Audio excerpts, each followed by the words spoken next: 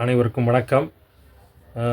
இன்றைக்கு நாம் ஒரு முக்கியமான விஷயத்தை பற்றி பார்க்க போகிறோம். அந்த விஷயத்தை பார்க்குறதுக்கு முன்னாடி நம்முடைய ஆதிஸ்வரன் ஸ்டோரி டைம்ஸ் சேனலை ஆல் சப்ஸ்கிரைப் பண்ணுங்கள். அப்போ தான் உடனடியாக உங்களுக்கு நோட்டிஃபிகேஷன் காட்டும். நம்ம சேனலை நீங்கள் பார்க்கலாம். அடுத்து உங்கள் நண்பர்களுக்கெல்லாம் ஷேர் பண்ணலாம். மிக முக்கியமாக கமெண்ட் பண்ணுங்கள். உங்களுடைய கருத்துக்கள் அவளாக நான் எதிர்பார்க்கிறேன். மகிழ்ச்சி. இப்போ ஒரு முக்கியமான விடயம்னு சொன்னால அது என்ன தெரியுங்களா? அதாவது நேற்றைக்கு நடந்திருக்கு. என்ன அப்படின்னா, நம்ம தமிழ்நாடு சட்டப்பேரவைக்குள்ளே ஒரு நிகழ்வு நடந்திருக்கு.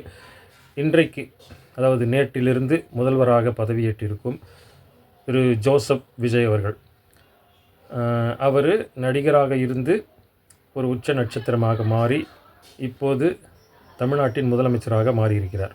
அவர் செய்த ஒரு செயல் என்ன அப்படின்றத பற்றி நம்ம பார்ப்போம். அதற்கு முன்னாடி அவருக்கு நம்முடைய சேனல் சார்பாக ஒரு வாழ்த்துக்களை தெரிவிப்போம். அடுத்ததாக இப்போ ஒரு மிக முக்கியமான ஒன்று இருக்குது. அங்கே அவர் பதவியேற்ற பிறகு ஒவ்வொரு சட்டப்பேரவையின் தமிழ்நாடு சட்டப்பேரவை உறுப்பினர்களுக்கு அங்கே பதவி ஏற்பு செய்கிறாங்க. அது மிக முக்கியமாக அனைத்து உறுப்பினர்கள் வருவாங்க. இவங்க கட்சி ஆட்களும் வருவாங்க, அப்புறம் எதிர்கட்சியிலேருந்து வருவாங்க. மற்றது எந்த வேட்பாளர்கள்லாம் வெற்றி பெற்றிருக்காங்களோ அவங்க எல்லாருமே வருவாங்க, பதவி ஏற்பாங்க பெயரை சொல்லி, சபாநாயகர் முன்னாக இருந்து.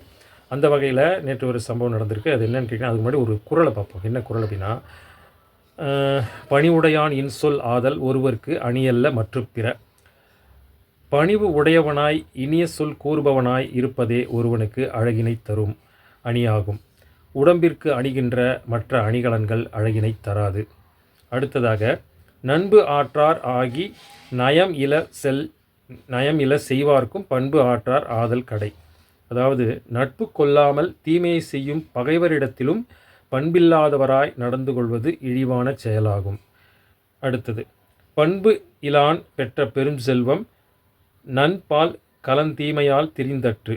பண்பில்லாதவன் பெற்ற பெரும் செல்வமானது நல்ல பால் பாத்திரத்தின் அழுக்கினால் கெட்டுப்போவதைப் போன்று யாருக்கும் பயன்படாமல் வீணாகத்தான் போகும் என்கிறார் நம்முடைய மூத்த பேராசான், அதாவது உலகின் மூத்த பேராசான் என்று சொல்லப்படும் திருவள்ளுவர் அவர்கள். இதில் என்ன அப்படின்னா, நமக்கு பதவி என்று ஒன்று வரும்பொழுது பணிவு என்பது இயல்பாக வர வேண்டும். அப்படி பணிவு வராத போது நமக்கு எவ்வளவு பெரிய ஆளாக நாம் இருந்தாலும், எவ்வளவு பெரும் செல்வம் நம்மிடம் இருந்தாலும் அது புகழினையும் தராது, மிகுந்த ஒரு தீமையைத்தான் தரும். அதாவது ஒரு தேய்வு அடைந்த ஒரு நிலையை தான் தரும். மேலும் நம்மளுடைய பகைவரிடத்தில் கூட நாம் அவர்கள் எதிர்ப்படும் பொழுது வணங்குதல் என்பது முறையாகும். அந்த வணங்குதல் செய்வது ஒரு மனிதருடைய மாண்பு, உயிர்ம நேயத்தில் உள்ள ஒரு செயலாகும். அது இல்லாமல் நாம் அப்படியே பகட்டாக உட்கார்ந்திருப்பது, மற்றவர் நம்மளை வணங்கினா போதும், நாம் வணங்க தேவையில்லை அப்படின்னு இருப்பது மிக மிக தவறாகும். இந்த செயலை செய்திருப்பது தற்போது முதலமைச்சராக பதவியேற்றிருக்கும் ஜோசப் விஜய் அவர்கள் செய்திருக்கிறார். எந்த வகையில் அப்படின்னா, யாரை செய்திருக்காருன்னு பார்த்தீங்கன்னா, அதிமுகவின் தலைவராக இருக்கிற, பொதுச் செயலாளராக இருக்கிற திரு எடப்பாடி பழனிசாமி அவர்கள் வயதில் மூத்தவராகவும் இருக்கிறார். அவர் அரசியலில் ஒரு முதிர்ந்த ஒரு தலைவராக இருக்கிறார்.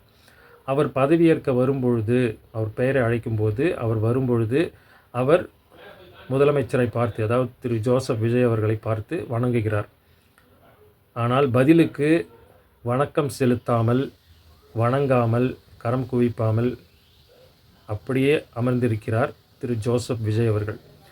இது அவருடைய ஒரு அவமரியாதையை தான் காட்டுகிறது. அவர் செலுத்துகிற மரியாதை அல்ல, அது அவமரியாதை. அதைத்தான் திருவள்ளுவர் சொல்கிறார். பகைவரிடத்திலும் நாம் அன்பு செலுத்த வேண்டும், அந்த நட்பை பாராட்ட வேண்டும், வணங்குதல், அதாவது மரியாதை, உரிய மரியாதை தர வேண்டும். அதுதான் அது உயர்ந்த பண்பு என்கிறார். அந்த வகையில் திரு ஜோசப் விஜய் அவர்கள் செய்தது மிக மிக தவறான ஒன்றாகும். இதை அவர் மாற்றிக்கொள்ள வேண்டும். அவருக்கு மூத்த அவருடைய ஆசான்கள் யாராவது இருந்தால் அவருக்கு புத்திமதி சொல்லி இதை சீர் செய்ய வேண்டும். இல்லை என்றால் இது மிக பெரும் ஒரு சபை நாகரிகத்துக்கு முரணான, எதிரான அவப்பெயரை அவருக்கும் அவர் கட்சிக்கும் மற்றும் நம் தமிழ் சமூகத்துக்கும் தரும் என்பதை இந்த இடத்தில் நினைவு கூர்ந்து அனைவருக்கும் இந்த செய்தியை பரிமாறிக்கொள்கிறேன். நன்றி, வணக்கம். மீண்டும் அடுத்த ஒரு காணொளியில் பார்ப்போம் வாங்க.